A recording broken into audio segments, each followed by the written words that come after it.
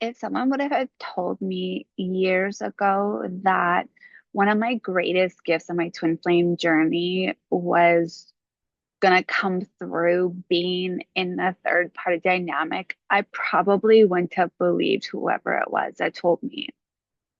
Because at that time, all I could see was the pain, the suffering, the why didn't he choose me? Why is he with her? The looping, the spiraling, all of it. And deep down inside, I really wanted some answers. I wanted clarity. I wanted understanding. And I wanted to know why this was happening. Because at that time, I was thinking everything was happening to me. And looking back, I can now see how everything was happening for me, and that the third party wasn't the greatest obstacle in my journey. And actually, I started to learn that I was my greatest obstacle when it came to this journey. But the third party dynamic ended up being one of my greatest teachers, which is why I'm so passionate about talking about it, about helping as many feminines navigate through this so they can rise up into the feminine they're meant to be in this lifetime. And by going through all of this, by no means was it easy. I didn't always enjoy the process, enjoy the experiences that I had to go through, but they helped me. The experiences helped me. All the other women that my beloved chose to be with helped me become who I am today. And so today, I want to talk about some of the biggest lessons that this dynamic has taught me. Because if you're in the middle of this right now, I know that it feels like there's so much more happening beneath the surface that you may not even realize. And when you can allow yourself to just be in this dynamic without it meaning anything more than it is, which is your greatest teacher and an opportunity for you to propel your personal journey forward, shift your consciousness and cultivate inner union within you, you will be able to see this dynamic in the same way I have. And if you're new here, I want to welcome you. My name is Melissa, and this is the Sacredness Within You.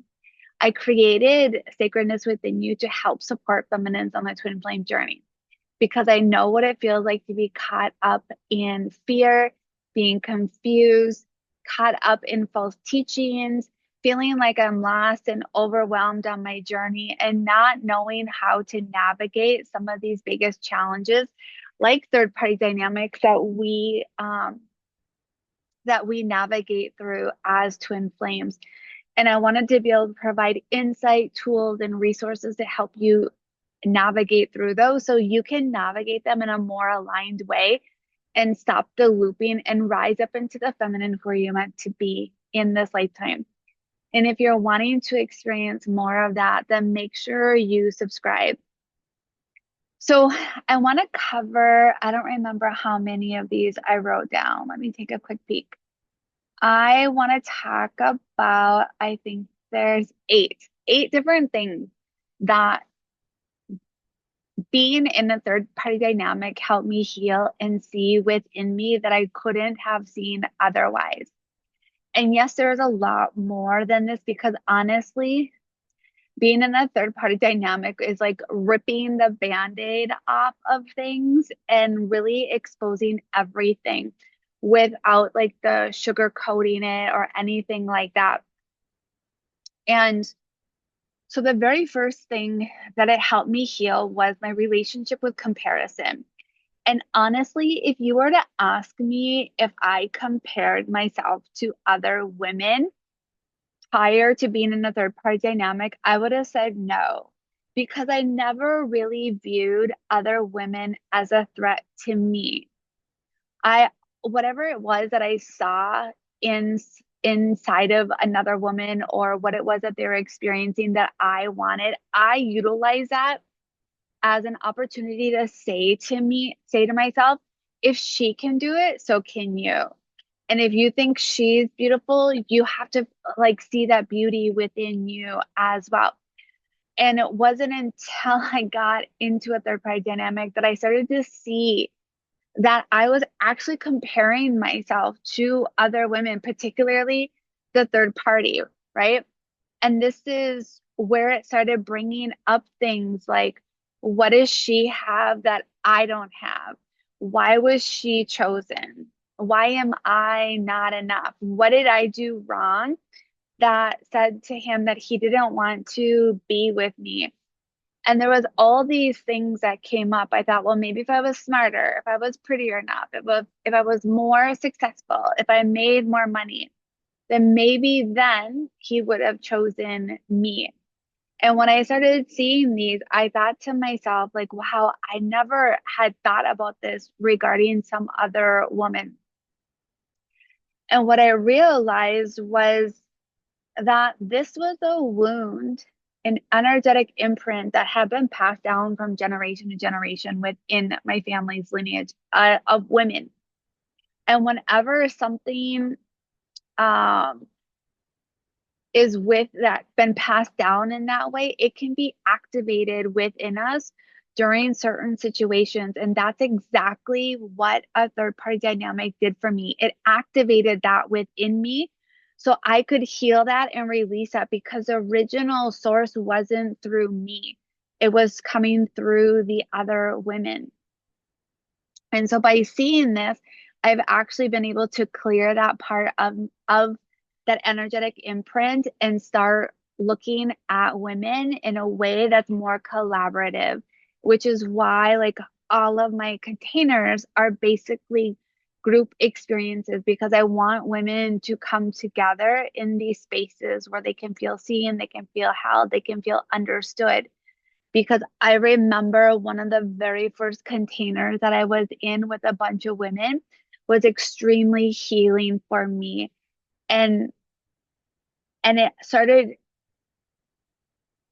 me down this path of really understanding how women are meant to work together and how we're meant to coexist with one another in life. So the second thing that the third party dynamic exposed within me was my competitive edge, my competitiveness. But I didn't realize that there was this competitive part with other women until I was in this third party dynamic. Because looking back, my whole life, I've always been competitive. Part of it is I'm an Aries, and so I want to win, I want to compete, and I want to like push others as well to do the best that they can. And through competition, it can activate, that excitement, bring out the best in others. I also know it can bring out the worst, but I've always been competitive.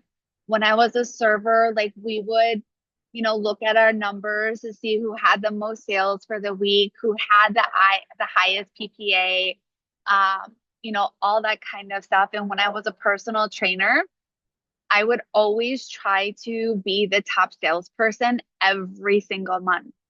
And for me, a lot of times I was competing against others, but I was always competing against myself because I wanted to bring forth the best version of me all the time. And looking back, I could see that that was actually a pattern that I was experiencing and trying to hide certain aspects of myself. Like my weaknesses. I didn't ever want anyone to ever see my weaknesses. I didn't want them to think how vulnerable I was, all of that. And so I would use my competitiveness as a mask. And I didn't realize that it was coming at this distorted way. So now what's happened is I'm still extremely competitive. And actually, right now, as we speak, I am like in like this walking challenge with one of my friends. We use this app called WeWords and it rewards you for all the steps that you take. And you can create a little group and you can see every day like how many coins you've collected, how many cards you've collected, like how many steps you've taken, and it ranks you in your group every single day. And I'm an Aries and she's a Leo. So two very competitive fire signs, right? And so right now her and I are in a competition and like helping each other get more steps every day in. And one day she like whooped my butt. I was like, no way. I texted her and I said, I'm getting up tomorrow and I'm going for a 5 mile walk. I'm not losing again. And she's like, oh man, that means I need to get up and start my day early. And I will never forget, I was sitting, this was on Sunday. I was sitting at the park that I walked to, and I was on the bench and I was like, I'm gonna, you have to upload your, or you have to convert your steps. And it will show the other people how many steps you have in. And I saw that I had 6,200 steps in, and it was like only like 9 o'clock in the morning. I was like, ha, take this, Jordan. I uploaded my steps because I wanted to like provoke her a little bit because I wanted to like get her going to take as many steps as she could because I noticed over the last few days like she would either beat me or like have really low steps. So now I use the competitiveness to help bring out the best in others in a really good way and also to have fun at the same time. However, I digress because my the third party dynamic exposed my competition with women. And when I look back, this was something that I saw within the women in my lineage. They were always competing with one another, trying to outdo one another and trying to be better than others. But not only that, I felt like even throughout my whole entire childhood, I was competing with other women for like the guys or the boys that I would like, right? And I would always feel like I was losing. And I also experienced this in my dynamic with my mother. I felt like my mom was always in a competition with me in regards to my dad. And I didn't understand that because I'm like, he's my dad. Like, I love my dad. I want to spend time with my dad. I get that, he's your husband, but like, there's no comparison when it came to that. And so when the third party dynamics had showed up, I started looking at them as competition, like somebody that I had to out, like I had to beat in order to I had to beat her in order to be able to come into union with my beloved. And what I started recognizing was these were generational wounds. And these were, again, things that were shown to me in my reality that were in my subconscious mind. But also, too, these wounds have been passed down from generation to generation because they're trapped in our bodies and they're energetic imprints. And these things don't always get activated until later on in life. And sometimes they don't even get activated at all in specific people. The third thing that I learned being in a third party dynamic is it showed me what I normalized in love. It really did. It showed me all the ways that I was accepting breadcrumbs and how I truly believe that the breadcrumbs was exactly how relationships were supposed to be, because this is how every relationship was. And this is the type of relationship that my parents had. My dad would always give just breadcrumbs to my mom. It showed me how I was accepting inconsistency as normal, how I had accepted the bare minimum. And actually, right now, this is really being shown to me in other ways and how I've accepted the bare minimum in life in general. It's also shown me like how emotionally unavailable I was, but also to how I was attracted to partners that were emotionally unavailable. And I thought that this was just how relationships worked. And the third party dynamic showed me how low my standards had become when it came to love, when it came to relationships. Not because I didn't lack worth, because I believed I was worthy of having great things in life, including a relationship.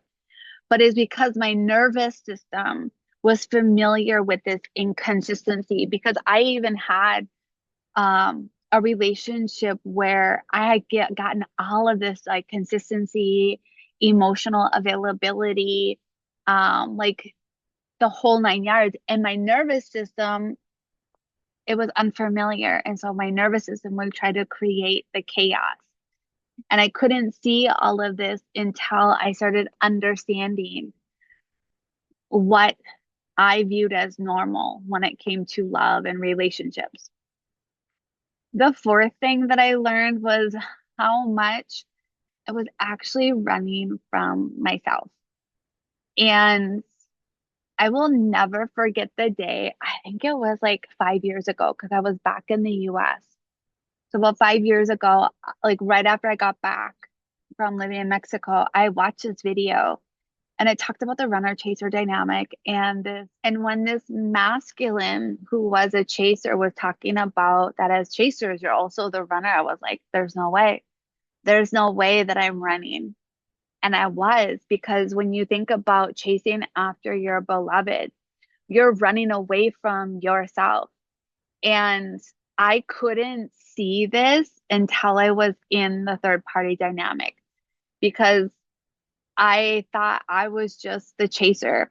But in many ways, I was also running. I was running from discomfort. I was running from uncertainty. I was running from the pain. I was running from the emotions.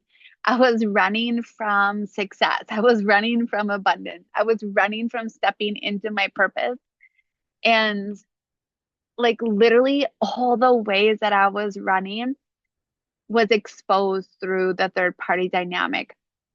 And so the relationship simply became the place where I could avoid looking inward, because I was constantly looking outward for everything from him, like the connection, the communication, him being in my life, like all of it, because at the beginning stages of the third party dynamic, I was still relying on him for so many things. And thankfully, he had set some really strong, healthy boundaries with me that I tried to push every once in a while. And it would create these huge conflicts between us. And so it's important as feminines to understand how you are running. But also, too, when you are running, what are you doing to numb yourself? What are you doing to avoid the actual inner work that is being called for you to do on this journey? The fifth way was this helped me develop and heal my inner masculine. What a lot of you don't know, that this is like one of the biggest shifts for me, and something I'll be diving a lot into in Untangled, which is my 12-week live offer for feminines navigating the twin flame journey. If you're wanting the details, I'll be down in the description box. We actually start August 20th, so just right around the corner. And if what I'm talking about is resonating with you, then I would love to see you in that space, because the third party dynamic showed me how I lacked a healthy inner masculine. And for me, this created huge shifts within me, because what I started realizing was I was constantly looking for external masculine energy and structures to create stability for me. So in all of my relationships, I had a partner who created that certainty, in finances, in housing, in safety, all of that. And then at my jobs, I was always constantly looking for a job that created that financial structure for me, because masculine energy is the structure for things, for you to be able to hold what it is that you desire, what it is that you want. And I lacked that. Like I even looked back and I was like, oh my gosh, as a personal trainer, I loved working out, but I hated writing the program design and actually executing it. So I would hire a personal trainer to train me because I needed that structure. I didn't have it. And when I went into business with myself, and started being my own source of abundance, I had to really heal my masculine energy as well and begin to take the necessary steps to create something differently. So for me, my own inner masculine was underdeveloped. So I began cultivating the qualities that I wanted, within a healthy masculine within me. So I provided structure, safety, direction, um, take action, right? Like financial stability, all of that is stuff that our inner masculine creates for us. This included routines, like routines that were nourishing, that weren't rigid, but were set through devotion. I learned about my relationship with money and how to really start creating financial stability and actually feeling safe in holding money, which also is linked to your ability to receive and hold love. And here's the other thing that this dynamic taught me. And I know some of you are not wanting to hear this, is it taught me I needed to take responsibility. Responsibility for what it was that I was creating in my dynamic and what I was creating in my life. And I had to take responsibility for being the creator of my life. And I started learning that I could be someone I could rely on. Because at the end of the day, I knew I had to be my source of everything because I knew that I could no longer rely on others for what it was that I was looking for. I needed to find that within me. The sixth thing that being in a third party dynamic taught me was sacred detachment. I have a video on talking about detachment and what I call sacred detachment. I think Carl Jung called it non attachment. But for years, I confused detachment and sacred detachment because I thought detaching, because you hear all the time, let him go, detach. I thought that meant shutting down. I meant that it meant removing myself emotionally, mentally, energetically, spiritually, physically from it. And I also started learning too that this form of detachment is actually a form of protection. And when I was navigating my journey from that place, it actually was blocking what it was that I wanted the most, which was to be in a divine union with my beloved. But what I didn't know as well as this form of detachment actually blocks down everything because your heart is shut down. You are no longer energetically available as well for the things that you desire.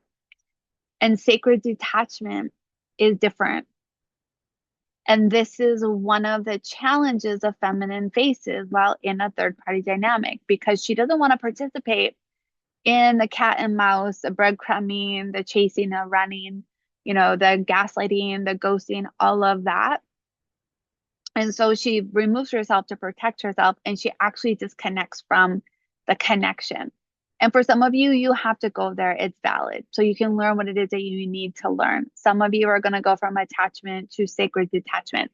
And that is the goal of why I talk about things. So you can bypass the middle part. But sacred detachment is allowing yourself and your heart to remain open while releasing the need to control the outcome. And I know for some of you, that control part is the hardest. For me, it's still something I struggle with, not necessarily in my connection, but within my business and within my life and where I'm wanting to go and what it is I'm wanting to do. I have to realize that I don't always have to do the heavy lifting behind the scene. Like that's God's work, right? And I just need to control how it is that I show up, what kind of content I create, all of that kind of stuff, and God does the rest. But that control part, when you are trying to control something, is because you lack trust. You lack trust in yourself. You lack trust in your energy. You lack trust in your abilities. But not only that, like the layer in between the two is uncertainty. And there's a part of you that doesn't like to be in that uncertainty, because that uncertainty is where almost anything and everything could happen. And when you don't trust yourself, you're not going to trust yourself to navigate through whatever might come up. And so when you can start building that trust, which helps when you have a healthy masculine structure within you, you can start to trust yourself. And so with sacred detachment, it teaches us to honor our desires, to still be available for our desires through our heart, because our heart is our magnet. It's the electromagnetic force that actually draws in all that we desire, including 3D union. And so this taught me to desire my relationship with my beloved, but not allow myself to abandon myself anymore, to be take away from what it is that I desire, or take away myself, or removing myself from the process. Because before, I would always allow other things to come before me. And I've learned that I can no longer abandon myself and self-sacrifice for what it is that I desire. The seventh thing that this taught me was energetic sovereignty. And this is something I know a lot of feminines struggle with, because the energy the energy that we have between us and our beloved is so strong, right? And we share a consciousness, we share a shared chakra system, and it's easy to be able to feel them pulling on our energy or connected to our energy, especially when you start really embodying and being connected to your body. You can start to feel this more and more. But becoming energetic sovereign was one of my greatest gifts. And I stopped allowing my beloved to energetically drain me or pull on my energy, or allow myself to make his emotions or what he was going through something about me. I stopped allowing his choices to also influence how I was feeling.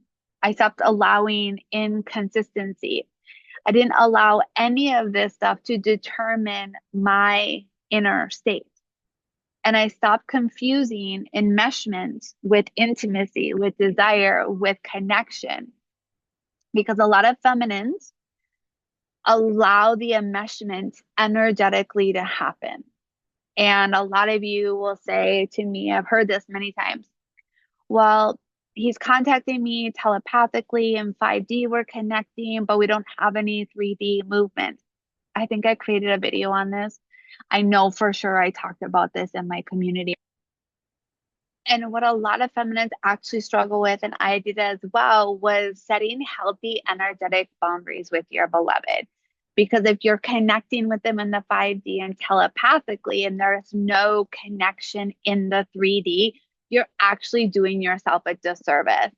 And I remember connecting with my beloved's higher self and telling him, like, I no longer am going to allow him to pull me into astral planes and pull on my energy, to come into my dreams all the time, if he's not willing to communicate with me in the 3D. And a lot of feminines struggle with this because they feel like if they're not energetically available for their beloved, that they're gonna feel rejected, or that they're not going to be able to have the connection that they want. So this actually becomes a form of codependency, because you're meant to be an energetic sovereign being. And by doing this, I learned how to stay connected to myself without losing myself. And that's the other thing too, is when you don't have people pulling on your energy, or you're not giving your power away anymore, you have to learn how to hold all of that energy and that life force energy that you have. And because we've been leaking it out all over the place for our whole entire life and giving our power away, holding that and being an ever energetic sovereign being takes practice. It takes your it takes you to a place of learning how to hold capacity and to expand your capacity to hold. And that includes your own energy. And so not only did I learn how to stay connected with myself without losing myself, I learned to love deeply while remaining rooted in my own energy and not change the relationship that I have with myself. And it changed my relationship with my friends. And it changed my relationship actually in how I navigate my twin flame journey as well. And the last thing that this helped me heal and learn about myself was my mother and father wounds. I had I knew what kind of wounds I had to navigate through prior to being in the third party dynamic, but I didn't understand the amount of grief that would surface because of this connection and that I was carrying in relationship to the pain of my parents' divorce. My parents divorced when I was 10, and my dad left when I was 10, and I felt abandoned at that very first time. And so my twin choosing somebody else and being with them also brought up this deep abandonment wound that I had that I've been carrying for my whole life. And what I found out too through various healings that I've had is this was a generational wound of like 14 generations. But I also learned to the beliefs that I inherited about men.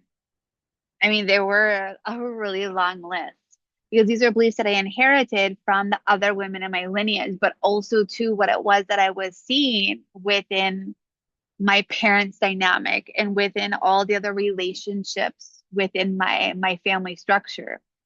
And not only that, it showed me all the ways that I learned to survive in a relationship versus receiving the love that I really wanted to have because there was a part of me that was so caught up in survival. My nervous system was wired for survival that I couldn't even feel safe in receiving that unconditional love that our twin has for us. It was very uncomfortable for me. And I had to start looking at all of these wounds that I had inherited, but also too that I had chosen to take on. And so I just wasn't healing my journey, my relationship with myself and my beloved. I was actually healing generations of wounds that happen within the men and the women in my lineage. And I remember like a few months ago when I was on the train, I was like headed downtown Minneapolis and I thought to myself, I will be the first woman in my lineage to be able to marry for love, for true unconditional love. And I will be able to be the first woman in my family that marries for that. And it blew my mind. But not only that, that I would be able to have children that were truly wanted and not just, whoops, here we go. Like, I guess this is what we're doing, but to actually actively choose to have children that are truly wanted and desired. And the other thing too, I realized I would be the first woman in my family that when I get married, I will have my own source of wealth and income. And that's the work, feminine, that we're here to do. To end all these toxic patterns of navigating relationships, but also to ending these patterns within ourselves. And so if you're navigating a third party, I know how painful that feels. I know how challenging it is. But what if this connection, this third party dynamic wasn't about another woman, but it was actually the very thing that you needed to reveal every place where your soul was asking you to come home to yourself? Because that's what happened to me. And that's what happens with every woman that I work with, because the greatest gift isn't understanding him. It's not. It's finally understanding yourself. And that's the version of me that I want to be able to continue to expand into and show other women how to do the same. And if this is resonating with you, I would love to know in the comments, what has your twin flame journey taught you about you? And if you're ready to stop seeing the third party as an obstacle to union and start actually understanding what this connection is revealing with you, this is exactly why I created Untangled. And it's a program, the container, the everything that I wish that I had in the middle of everything that I went through, but it wasn't. But I get to create it for those of you who are ready to step into that portal of expansion. And I would love to have those of you that are wanting to be in there in that space. And I'll leave all the details down below in the description box. In the meantime, it's such an honor to walk this journey with you as always. And I'm sending you so much love and light and cannot wait to connect with you in the next video. Until next time.